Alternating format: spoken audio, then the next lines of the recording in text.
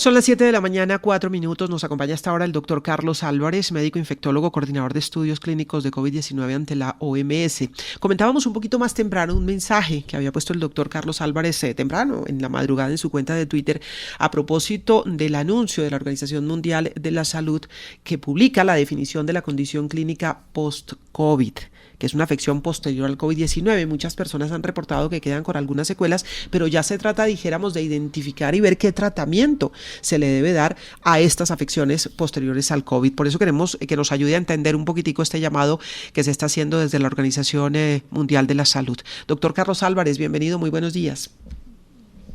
Muy buenos días, Yolanda, a toda la mesa y especialmente a los oyentes de RCN. ¿Cómo se podría definir entonces esta afección post-COVID?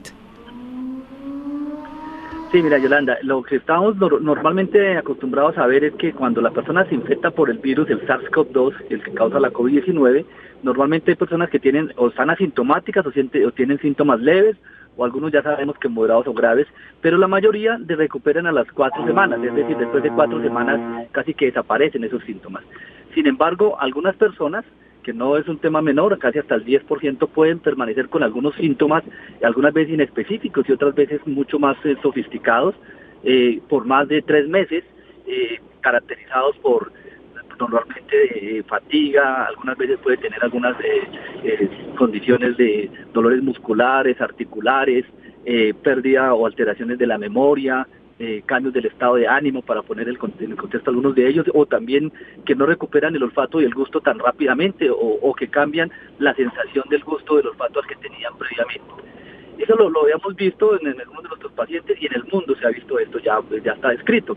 Lo importante de este anuncio de la Organización Mundial de la Salud es que efectivamente pues ya lo marca, se da una definición para que tanto los pacientes, los ciudadanos, pero también los médicos y los equipos de salud pues lo puedan identificar más fácilmente y se haga ese seguimiento adecuado para la rehabilitación correcta de este síndrome post-COVID, que muchas veces puede pasar como si fuera que una persona dice, no, es que quedó con algo de gadejo, que no se recupera o algo así, pero definitivamente pues hay una condición clínica que puede explicar por qué estas personas están quedando con una situación todavía crónica.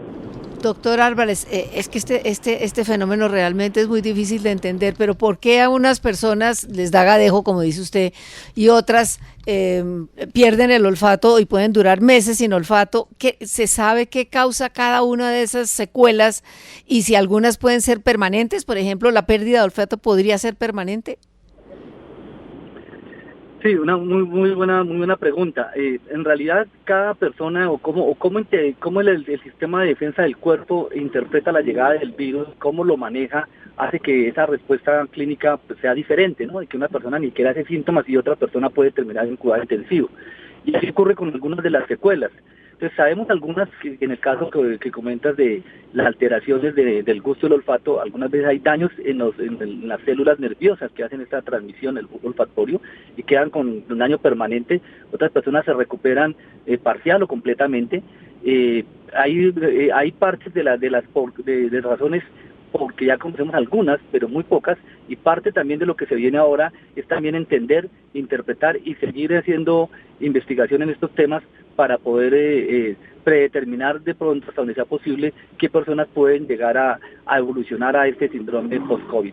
No necesariamente las personas que tienen síntomas severos son las que evolucionan a post-COVID.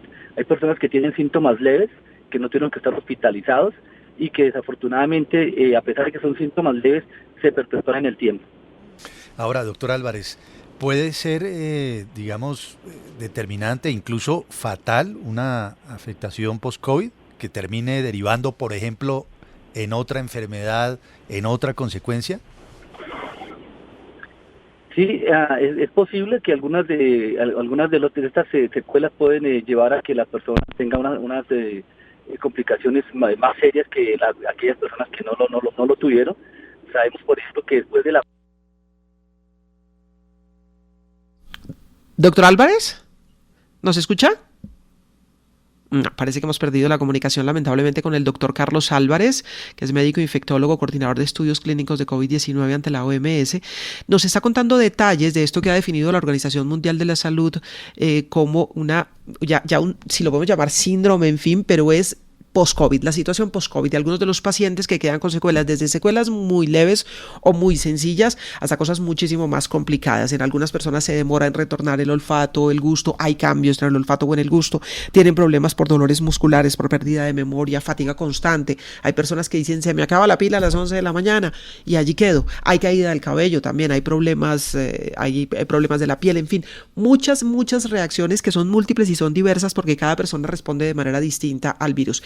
Si lo conectamos nuevamente, estamos de nuevo en segunditos con el doctor Carlos Álvarez. Estamos en RCN Radio. Más hechos, más información. RCN Radio. Recuperamos la comunicación con el doctor Carlos Álvarez, médico infectólogo, coordinador de estudios clínicos de COVID-19 ante la OMS, y nos ayudaba a entender, Juan Manuel, los detalles de estas afecciones con las que quedan personas posterior a haber tenido la infección de COVID-19. Juan Manuel, si podemos reiterarle la pregunta que estaba respondiendo. Sí, Yolanda, le estaba preguntando al doctor Álvarez si este síndrome de post-COVID puede llegar a ser fatal, puede llegar a ser determinante, derivar en otro tipo de afectación o de enfermedad. Sí, definitivamente se ha visto que las personas que tienen el síndrome post-COVID y incluso las que han tenido COVID y que se recuperan tienen más riesgo de tener algunas complicaciones, al menos a un año, que ya se han hecho algunas publicaciones acerca del tema. Es decir, una persona, el hecho de tener un síndrome post-COVID y si no se recupera, podría aumentar el riesgo de algunas complicaciones cardiovasculares, es decir, del corazón y también pulmonares principalmente. Doctor Carlos Álvarez, esto implica también desde el punto de vista, dijéramos, de atención en salud pública, un reto grande que se viene para la salud pública en el mundo y bueno, y concretamente aquí en Colombia también, y es poder brindar servicio a estas personas de manera permanente que lo van a necesitar. Completamente de acuerdo con ese comentario. Creo que es uno de los puntos en los que se viene ahora, de que cada momento trae su reto, y así como pues vamos trabajando fuertemente en la importancia de la vacunación y la protección, también hay que paralelamente hay que adaptar los sistemas de salud para poder brindar esa atención integral e interdisciplinaria que requiere el manejo adecuado y la rehabilitación de las personas con esta condición.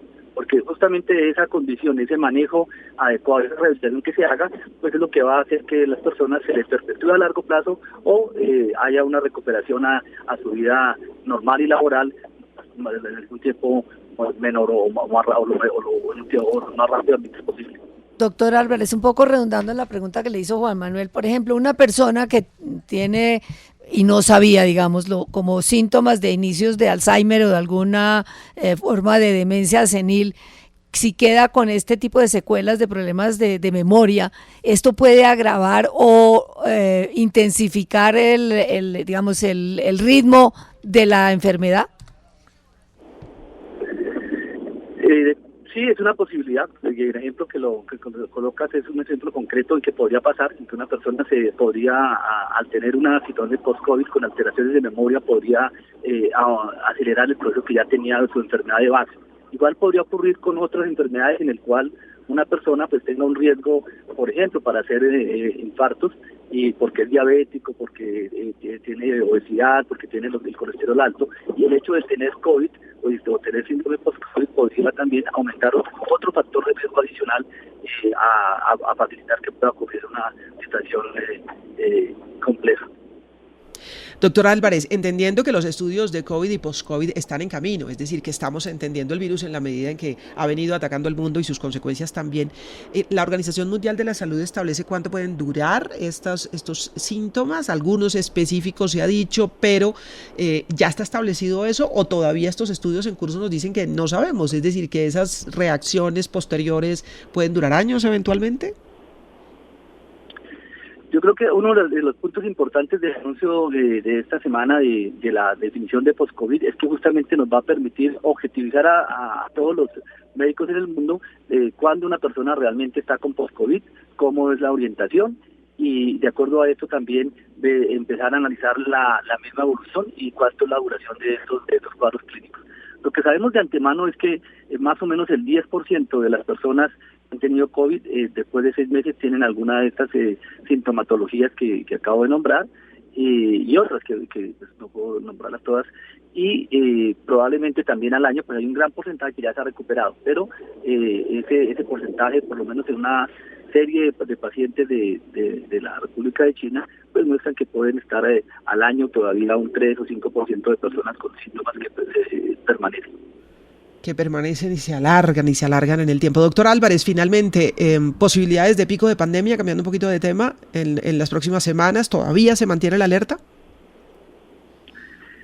Sí, yo creo que la alerta hay que tenerla presente, y como hemos hablado la última vez que tuve el placer de estar aquí con ustedes, que gran parte de estos picos pues depende mucho de nosotros, ¿no? Entonces hay una parte que es del virus, que es la variante, que las variantes pues las decían los virus cuando mutan, y la circulación de la variante Delta pues es una amenaza, pero las otras sí dependen de nosotros, depende de qué tanto nosotros sigamos con el uso del tapabocas, con el distanciamiento físico, mantener espacios bien ventilados y vacunarnos, porque a medida que también tenemos más personas vacunadas con esquemas completos, pues también se disminuye la probabilidad de que hayan picos epidémicos, porque ya no son personas susceptibles. Recordemos que la manera de que los virus circulen es que encuentren personas susceptibles, y las personas susceptibles son aquellas que no les ha dado COVID ni tampoco se han vacunado.